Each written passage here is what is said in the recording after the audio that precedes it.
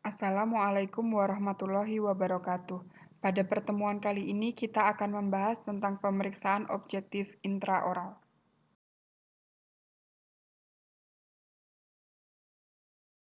Pada pemeriksaan objektif intraoral, ada beberapa alat yang harus kita persiapkan, seperti pada slide berikut ini.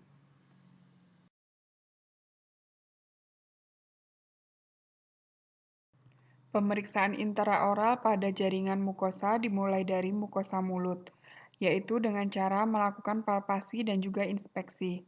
Kemudian dapat dilanjutkan ke bagian-bagian lainnya yang akan kita pelajari bersama dalam video.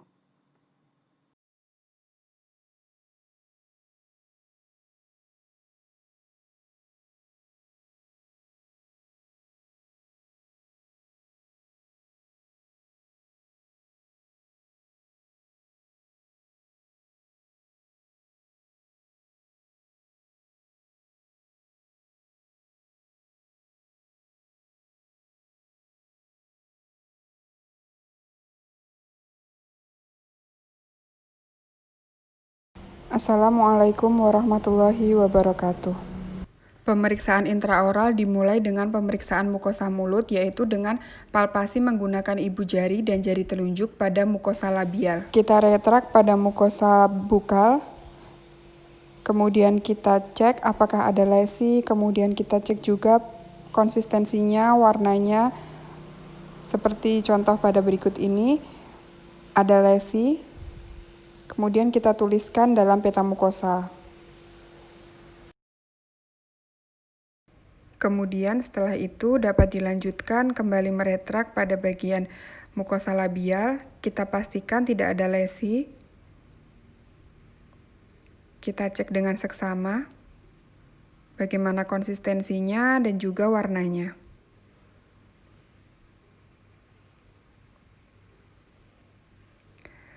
Setelah itu dapat dilanjutkan ke pemeriksaan gingiva. Kita inspeksi,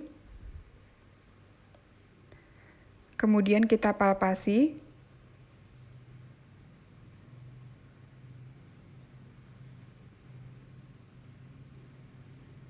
Setelah itu di mukosa labialnya, frenulumnya, kita cek semua.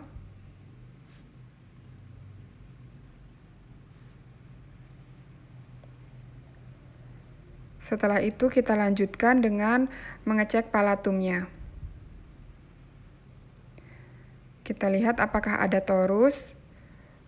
Kita cek ruge palatinanya. Apakah ada lesi.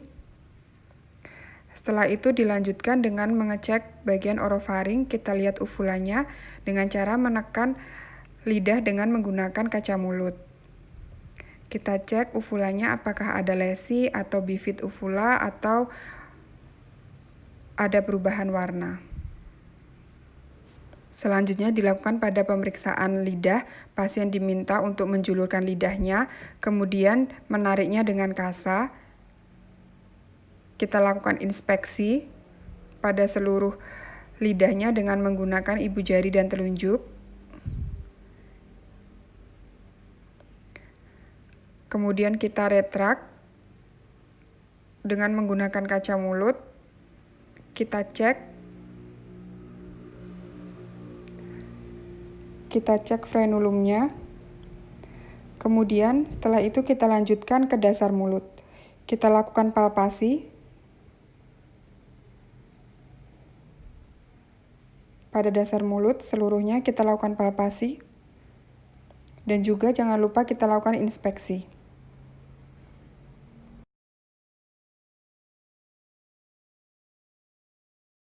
Apabila dalam melakukan pemeriksaan didapatkan kelainan seperti lesi, maka ditulis dalam peta mukosa.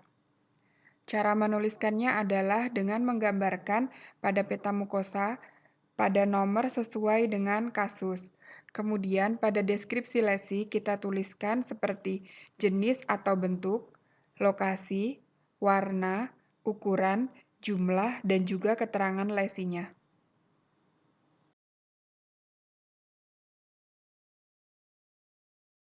Berikut ini adalah contoh penulisan pada peta mukosa.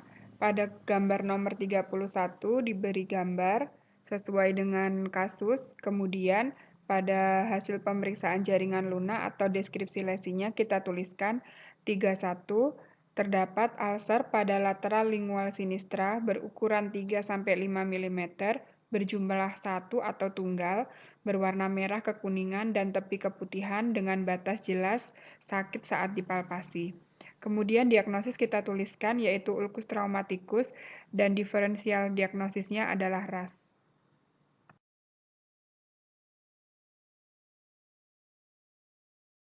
Pemeriksaan gigi geligi dimulai dari gigi 18 berurutan hingga ke gigi 48.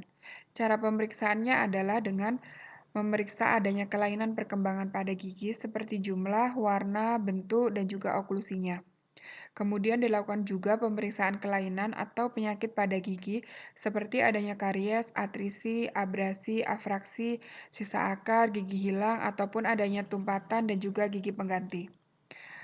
Pada gigi juga dilakukan seperti sondasi, perkusi, palpasi, tes vitalitas, dan juga mobilitas.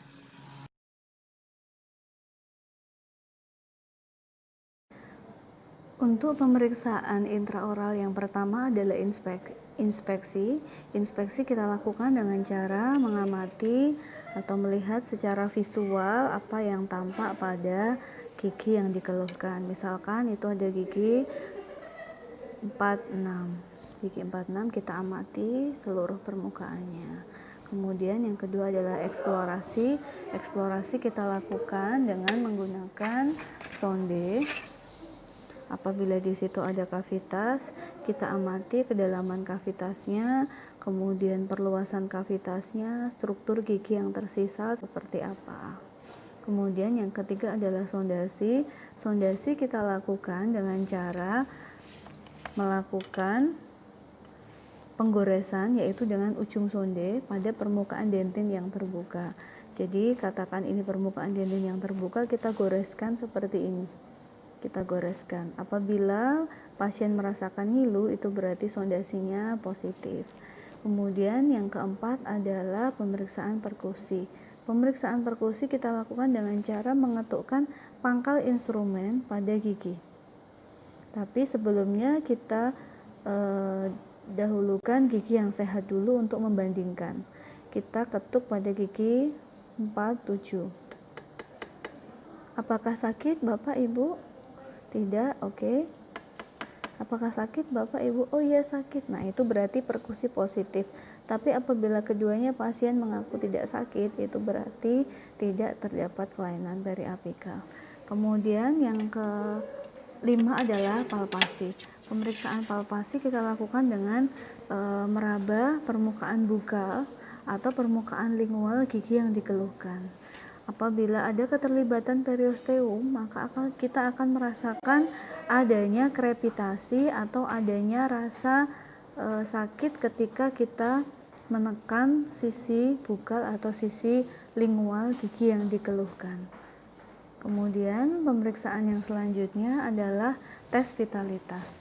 Tes vitalitas kita lakukan dengan menyemprotkan klor etil pada kapas. Kemudian kita letakkan pada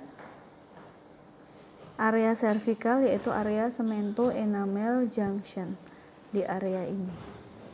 Tidak boleh sekalipun kita meletakkan klor etil yang disemprotkan ke cotton pellet itu pada area kavitas, karena akan sangat menyakitkan apabila ternyata gigi itu masih vital.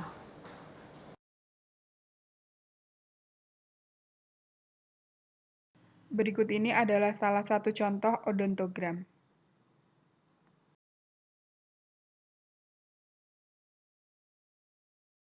Contoh lainnya seperti ini.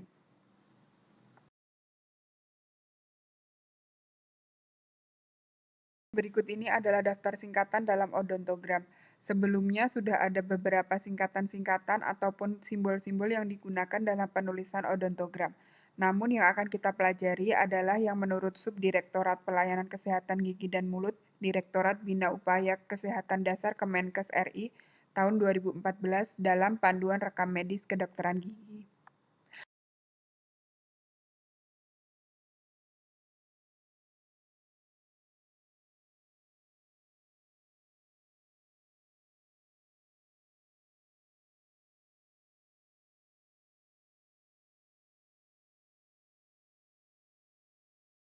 Berikut ini daftar simbol yang harus kita pahami dan harus kita ingat.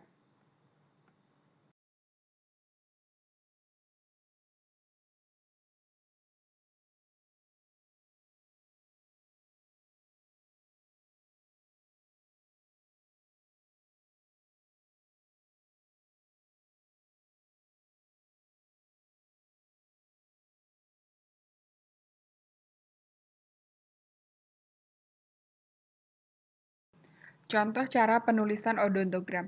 Perhatikan gambar gigi di samping. Pada gigi 45 dan 44 terdapat karies pada oklusal, kemudian pada gigi 46 terdapat tumpatan komposit. Pada bagian odontogram, perhatikan pada lingkaran merah. Pada gigi 44, kita beri kotak tebal pada oklusal dan juga pada gigi 45. Kemudian pada gigi 46 kita arsir dengan warna hijau, yang kemudian dapat dituliskan gigi 44 okar atau yang berarti karies pada oklusal. Begitu juga pada gigi 45. Sedangkan pada gigi 46 kita tuliskan OCOF atau artinya tumpatan komposit pada oklusal.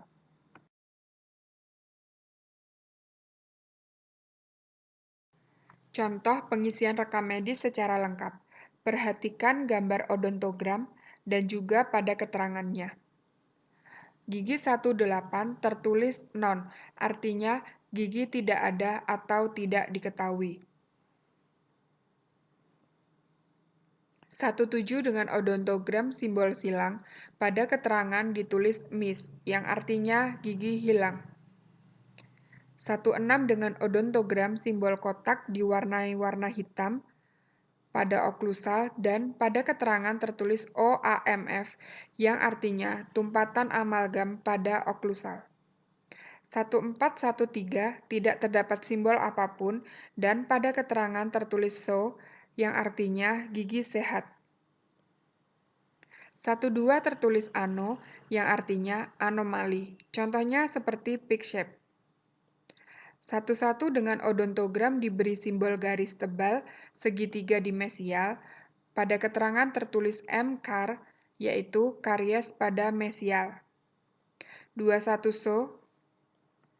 22 dengan odontogram simbol pagar. Pada keterangan tertulis CFR sepertiga incisal, artinya fraktur mahkota sepertiga incisal. 23 so. 24 dengan odontogram bersimbol arsir warna hijau pada oklusal dan di keterangan tertulis OCOF yang artinya tumpatan komposit oklusal. 25 dengan simbol silang, pada keterangan tertulis miss artinya gigi hilang. 26 full warna hijau dengan segitiga hitam di bawahnya, pada keterangan tertulis POC RCT yang artinya perawatan saluran akar dengan tumpatan akhir porselen crown. 27 dengan odontogram simbol centang, pada keterangan tertulis RRX, artinya sisa akar. 28 non. 38 tertulis une, yang artinya belum erupsi. 37 simbol berwarna pink pada oklusal, tertulis pada keterangan O-vis, artinya visur silen pada oklusal. 36 simbol warna hijau full, keterangan tertulis POC yang artinya mahkota porselen. 35 so.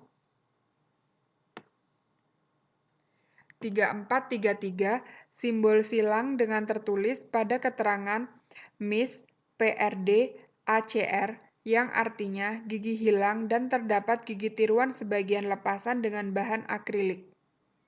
32, 31, 41, 42 so. 43, 44, 45 dengan simbol warna hijau terhubung di bawahnya dengan garis dan gigi 44 disilang. Tertulis POB dan pada gigi 43 dan 45 yang artinya porcelain bridge. Pada 44 Miss PON POB yang artinya gigi 44 hilang dengan digantikan pontik jembatan porselin. Pada 46, simbol hijau pada oklusal dengan segitiga berwarna hitam pada atasnya dan pada keterangan tertulis OCOF RCT yang artinya perawatan saluran akar dengan tumpatan akhir komposit. 47 artinya pada simbol tertulis kotak tebal dengan tengah tidak berwarna disertai segitiga tanpa berwarna di atasnya dengan keterangan tertulis O-CAR NVT, artinya gigi non-vital dengan karies pada oklusal. Pada 48 UNE.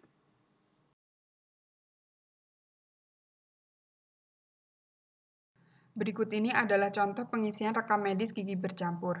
Pada pengisian odontogram untuk gigi bercampur membutuhkan ketelitian yang lebih. Perlu dilakukan konfirmasi berulang untuk memastikan gigi yang diperiksa sesuai dengan yang ditulis dalam odontogram. Pemeriksaan sama seperti pasien dewasa atau pada gigi permanen dimulai dari regio 1 posterior hingga regio 4 posterior. Perhatikan odontogram. Berbeda dengan pengisian untuk pasien dewasa atau pasien dengan gigi permanen, pada periode gigi bercampur, odontogram gigi desidui tidak dicoret seperti pengisian pada gigi dewasa atau pada gigi permanen. Cermati odontogram dengan keterangannya. Pada 18 tertulis UNE yang berarti unerupted atau belum erupsi. 17 tertulis pre yang berarti pre-erupsi atau erupsi sebagian. 16 so. Perhatikan pada 15 dan 55. Pada odontogram, 55 tidak terdapat simbol yang berarti tidak ada kelainan, sedangkan 15 tertulis UNE yang berarti belum erupsi. Pada bagian keterangan, 15 dan 55 ditulis semua, yaitu 15 UNE dan 55 so. Perhatikan odontogram 54, 53, 52, 51, 61, dan 62. Terdapat simbol silang yang berarti gigi hilang. Pada keterangan 54 hingga 62 tidak perlu ditulis miss seperti pada gigi permanen, namun cukup dicoret elemen giginya. Dan kita berfokus pada gigi permanennya. Pada keterangan tertulis so, yang artinya tidak ada kelainan.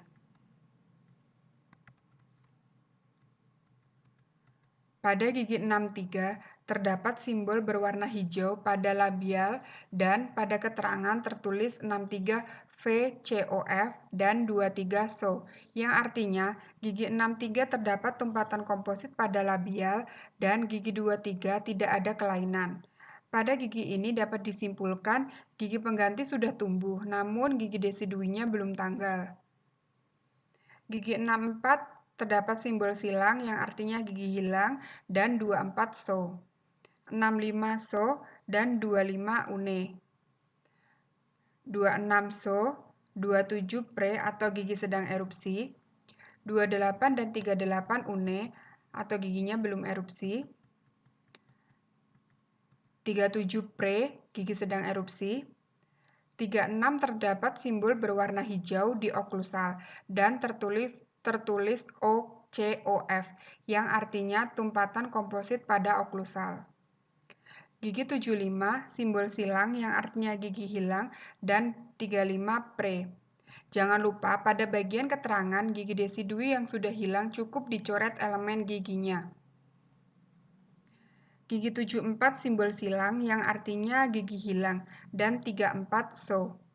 73 dan 33 tidak terdapat simbol apapun yang artinya kedua gigi ini tidak ada kelainan. Gigi 33 sudah tumbuh dan 73 belum tanggal. Gigi 72, 71, 81, 82, 83, dan 84 terdapat simbol silang dan pada keterangan cukup dicoret pada elemen giginya. Dan pada gigi 32, 31, 41, 42, 43, 44 tidak terdapat simbol apapun dan tertulis so, yang artinya tidak ada kelainan. 85 tidak ada simbol dan 45 tertulis une yang artinya gigi 85 sehat dan gigi 45 belum tumbuh. 46 simbol kotak hitam dengan tertulis OAMF pada keterangannya yang artinya terdapat tumpatan amalgam pada oklusal. 47 pre atau sedang erupsi dan 48 une atau belum erupsi.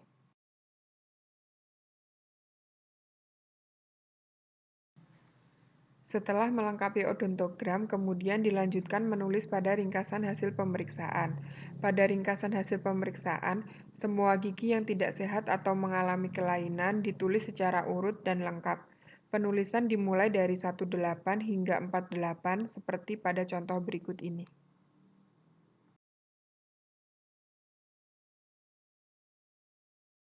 Asesmen medis. Setiap akan melakukan suatu tindakan, seorang dokter harus menulis dalam asesmen medis. Dalam asesmen medis, yang harus ditulis adalah waktu tindakan yang meliputi tanggal dan lebih baik apabila dilengkapi dengan jam. Kemudian menuliskan SOAP.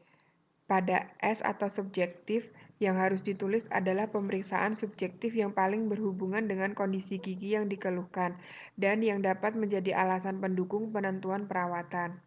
Kemudian setelah itu dituliskan nama dokter yang merawat dan juga diakhiri dengan paraf.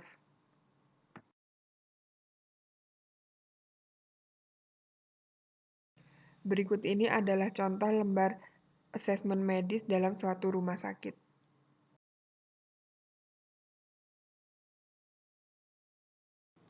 Ketika akan melakukan tindakan, terutama tindakan yang invasif, kita harus melakukan informed consent secara tertulis. Berikut ini contoh sederhana dari informed consent.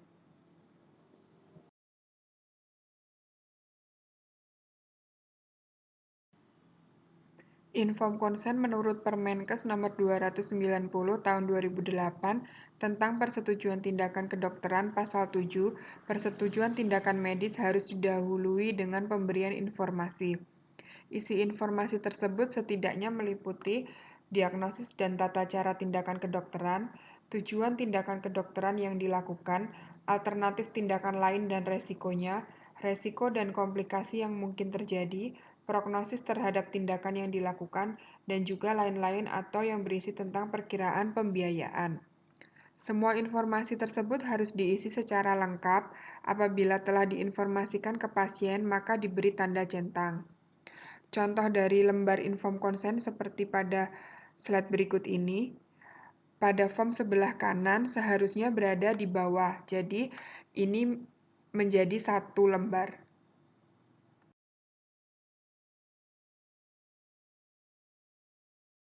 Kalau yang ini adalah contoh lembar penolakan upaya tindakan medis yang sederhana.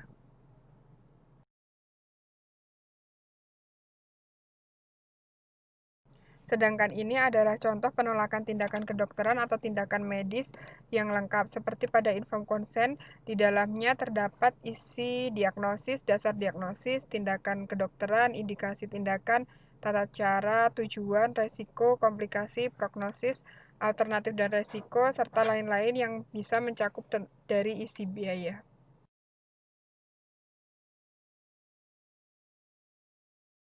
Isi informasi dalam lembar inform consent antara lain yaitu diagnosis. Contohnya diagnosis nekrosis pulpa, perikoronitis, pulpitis irreversibel, persisten, dan lain-lain. Dasar diagnosisnya contohnya berisi tentang pemeriksaan subjektif dan objektif, atau jika ada pemeriksaan penunjang juga dituliskan. Contohnya pemeriksaan ronsen periapikal, pemeriksaan ronsen panoramik, dan lain sebagainya. Dari tindakan kedokteran berisi seperti PSA, pencabutan dengan infiltrasi, pencabutan dengan anestesi blok, dan lain-lain. Kemudian dari indikasi tindakan seperti adanya sisa akar, adanya pembengkakan, adanya kavitas kedalaman pulpa, dan lain sebagainya. Pada bagian tata cara ditulis dengan lengkap, seperti contohnya pada pencabutan, ditulis dari disinfeksi, anestesi, cek anestesi, hingga gigi tampon dan instruksi post-ekso. Kemudian pada bagian resiko, contohnya masih ada nyeri setelah dilakukan PSA. Kemudian komplikasinya bisa terjadi abses. Dari prognosisnya, contohnya sanam, bonam, malam, dubia et bonam, dan juga dubia et malam.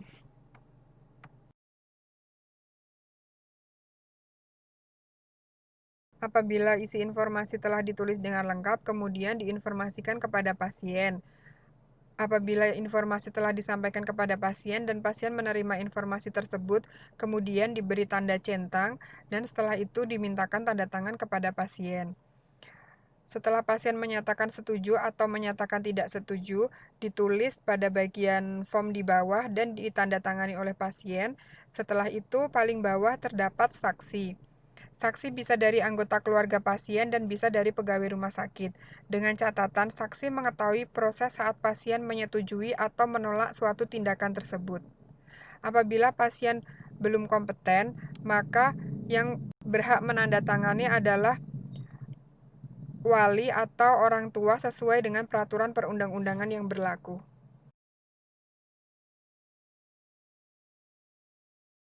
Demikian pembelajaran kita tentang pemeriksaan intraoral dan juga pengisiannya dalam rekam medis. Apabila ada salah kata, saya mohon maaf dan semoga ilmu ini bermanfaat bagi kita semua. Wassalamualaikum warahmatullahi wabarakatuh.